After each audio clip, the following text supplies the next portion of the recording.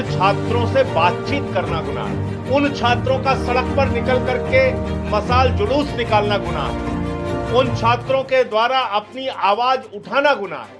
कि एक छोटी सी गाड़ी और एक छोटे से फ्लैट का ईएमआई भरने के बाद इस देश का एक गरीब इंसान जब अपने बच्चों की फीस भरने के बारे में सोचता है तो उसे कितनी खुशियों का गला घोंटना पड़ता है। 10वीं का पेपर लीक आप करते हैं, पुलिस की भर्ती का पेपर लीक होता है, बीपीएससी का पेपर लीक होता है, टीआरई का पेपर लीक होता है, यूजीसी नेट का पेपर लीक होता है, सीओईटी का पेपर लीक होता है। इस वक्त की सबसे बड़ी खबर देश के करोड़ों युवा और उनके भविष्य से जुड़ी हुई है। क्या इस देश में ईमानदारी से परीक्षा देना अब एक गुनाह बन चुका है? ये सवाल हम नहीं, आम आदमी पार्टी के फायर ब्रांड नेता संजय सिंह उठा रहे हैं। जरा देखिए इन तस्वीरों को। संजय सिंह साफ तौर पे गरज रहे हैं कि मोदी योगी की डबल इंजन की सरकार में युवाओं का भविष्य अब वेंटिलेटर पे आ गया है। उन्होंने अब तक जितने भी पेपर लीक हुई हैं, उन सब के कान खोल दिए हैं। उन्होंने आज तक 2017 से लेकर जितने भी पेपर लीक हुए हैं, उन सब के बारे में चर्चा की है। आपने देखा होगा कि किस तरह से मोदी योगी की डबल इंजन सरकार ने एक बंद कमरे में पेपर लीक पर चर्चा करने की इजाजत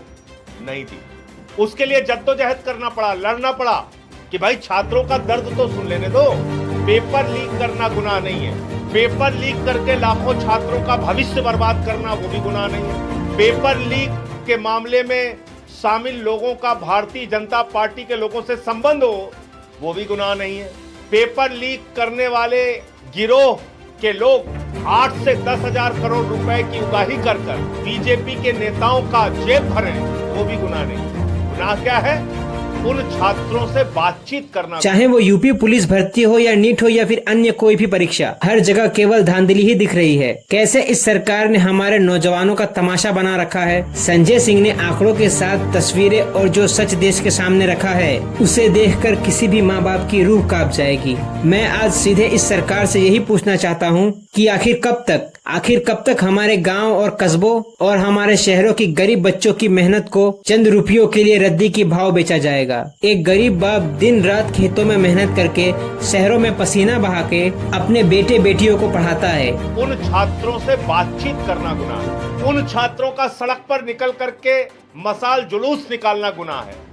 उन छात्रों के द्वारा अपनी आवाज उठाना गुनाह है।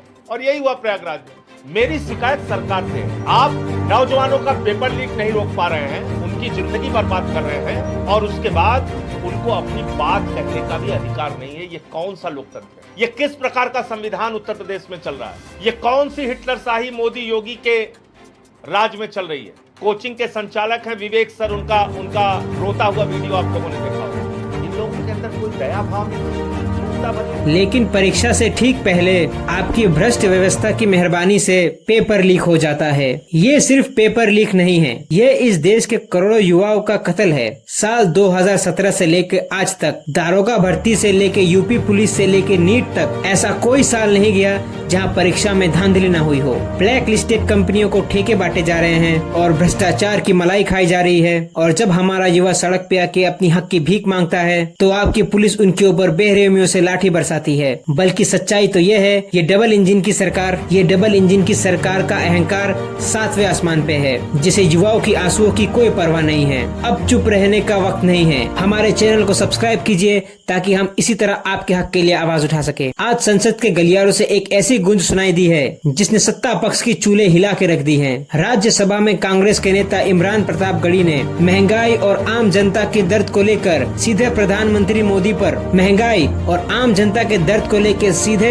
प्रधानमंत्री नरेंद्र मोदी और बीजेपी सरकार के ऊपर धावा बोल दिया है। इमरान प्रतापगढ़ी ने देश की महिलाओं का एक बेहद गंभीर और भावुक मुद्दा उठाकर कहा, जब एक गृहिणी किचन में सब्जी बनाने के लिए कढ़ाई तेल डालती है, तेल के साथ उसकी आंखों से मजबूरी के आंसू भी टपकते हैं। किसानों की बर्बाद होती फसल और युवाओं के पेपर लीक के दर्द को संसद के पटल पर रख दिया है। हूं आपके माध्यम से कि शायद आपको पता ही नहीं है कि गृहस्थी चलाने वाली एक गृहिणी की मुश्किलें क्या क्या होती हैं। आपने कभी सोचा भी नहीं होगा कि जब वो किचन में सब्जी बनाने के लिए कढ़ाई में तेल डालती है तो उसके साथ उसके आंसू भी गिरते हैं। सभापति महोदय, शायद उन्हें पता भी ना हो कि एक छोटी सी गाड़ी और एक छोटे से फ्लैट का ईएमआई भरने के बाद इस देश का एक गरीब इंसान जब अपने बच्चों की फीस भरने के बारे में सोचता है तो उसे कितनी खुशियों का गला घोंटना पड़ता है। शायद उनको पता भी नहीं है कि फसल बेच करके बिटिया की शादी का सपना सजाने वाला किसान जब अपनी फसल बर्बाद देखता है तो कितनी रातें सो भी नहीं पाता है। सभापति महोदय, शायद वो कभी इस पीड़ा को समझ ही नहीं पाएंगी कि परिवार के किसी एक सदस्य को कैंसर जैसी बीमारी हो जाए तो घर और जमीनें गिरवी रख उठती हैं, लेकिन इलाज नहीं हो पाता। सभापति, राज्यसभा में इमरान प्रतापगढ़ी ने बीजेपी सरकार और प्रधानमंत्री नरेंद्र मोदी पर नीतियों की वो धज्जियां उड़ाई हैं, जिसे देखकर हर आम इंसान की आंखों में आंसू आ जाएंगे। शहरी बाबू की बड़ी बड़ी EMI, बच्चों की स्कूल की फीस का दर्द तो सभी देखते हैं, लेकिन हमारे गाँव के उस अन्नदाता का क्या, जो खून पसीना एक कर कर फसल उगाता है और जब वो फसल बर्बाद होती है तो अपनी लाडली बेटी का टूटता हुआ सपना देखकर वो रात भर सो नहीं पाता। इस सूट बूट वाली सरकार को क्या मालूम कि जब गांव शहर की एक गरीब माँ एक गृहिणी किचन में सब्जी बनाने के लिए कढ़ाई में जब तेल डालती है तो महंगाई के मारे उसकी आंखों से आंसू निकल जाते हैं। महोदय, इसी देश की संसद में कभी स्वर्गीय सुषमा स्वराज जी ने कहा था कि जब देश की करेंसी गिरती है तब देश की प्रतिष्ठा गिरती है। एक तरफ कोलंबिया जैसा छोटा सा देश और उसके प्रधानमंत्री गुस्तावो पेत्रो खड़े हैं, जो कोलंबिया के नागरिकों को हथकड़ी लगाकर लाने वाले जहाज को अमेरिका बैरंग वापस लौटा दे रहे हैं, और दूसरी तरफ हमारे प्रधानमंत्री जी खड़े हैं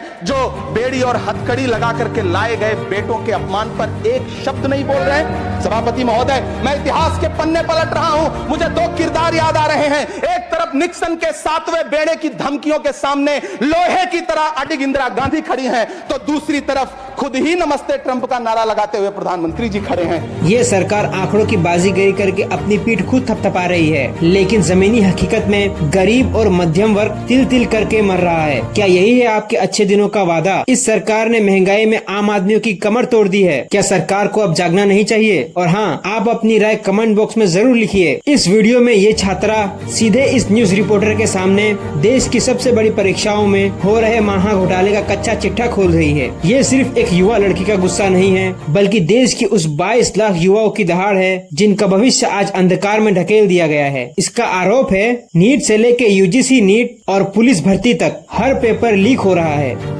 10वीं का पेपर लीक आप करते हैं, पुलिस की भर्ती का पेपर लीक होता है, BPSC का पेपर लीक होता है, TRE का पेपर लीक होता है, UGC नेट का पेपर लीक होता है, COET का पेपर लीक होता है। तो आप इतना पेपर लीक करा रहे हैं जैसे कि आपका काम पेपर करवाना नहीं, पेपर लीक करवाना है। अगले साल फिर से पेपर लीक होगा क्योंकि NTA ही एग्जाम करवाएगा। NTA हर साल एग्जाम करवाता है और पेपर लीक होता है, और NTA के लोग उसमें संलिप्त पाए जाते हैं। पिछली बार तो ये बात इन्वेस्टिगेशन में ना सामने आई थी कि NTA के अंदर से ये हुआ था, फिर NTA को ध्वस्त क्यों नहीं किया गया। और आज जब महंगाई चरम सीमा पे है, एजुकेशन का इतना बड़ा क्राइसिस है, इतनी सुन लिया इस बेटी के दिल का दर्द। ये सिर्फ एक छात्र का गुस्सा नहीं है, ये इस देश के कोने कोने में बैठे करोड़ों युवाओं का दर्द और लाचार माता पिताओं के आंसुओं का सैलाब है। एक तरफ बीजेपी सरकार बड़े बड़े मंचों से युवाओं के भविष्य को संवारने की खोखले वादे करती है, और दूसरी तरफ जमीनी हकीकत ये है आज परीक्षाओं का मतलब केवल पेपर लीक बनकर रह गया है। चाहे नीट हो, नेट हो या राज्यों की पुलिस भर्ती, हर जगह पेपर लीक माफियाओं का बोलबाला है। युवाओं को रोजगार देने में पूरी तरह नाकाम साबित हो गई। भारत की उन गरीब किसानों तक जो अपने पेट काट कर अपनी जमीन गिरवी रखकर अपने बेटों को पढ़ाती है, इस उम्मीद से कि एक दिन उनकी घर की गरीबी दूर होगी, आज उन सब की उम्मीद का इस निकम्मी सिस्टम ने गला घोट दिया है। व्यवस्था पूरे देश भर में छाई हुई है। किसी के लिए एग्जाम क्रैक कर लेना नौकरी पा लेना जैसा चीज है। Engineer, doctor, NEET, JEE exam crack कर लेना मतलब नौकरी पा लेना। तो परिवार आश्वस्त हो जाता है कि यार एग्जाम क्रैक कर लिया, अब तो नौकरी तो लग जाएगी ना हमारे बच्चे की, अब संघर्ष शायद खत्म होगा, हमारा भी, हमारे परिवार का भी और हमारे बच्चे का भी। इस उम्मीद से लोग पढ़ाते हैं। तो जितनी बार आप पेपर लीक करते हैं, आप करोड़ों फैमिलीज और इस देश के करोड़ों नागरिकों की उम्मीदों पे, मेहनत पे, फाइनेंशियल स्टेबिलिटी पे लात मारते। जब एक छात्र का पेपर लीक होता है, केवल परीक्षा रद्द नहीं होती बल्कि एक पूरे परिवार का सपना टूट के बिखर जाता है। मैं आपसे पूछना चाहता हूँ, क्या इस देश का युवा केवल फॉर्म भरने और लाठी खाने के लिए पैदा हुआ है? और आखिर कब तक हमारे बच्चों के भविष्य के साथ ऐसा खिलवाड़ होता रहेगा? इस नाकामी पे आपकी क्या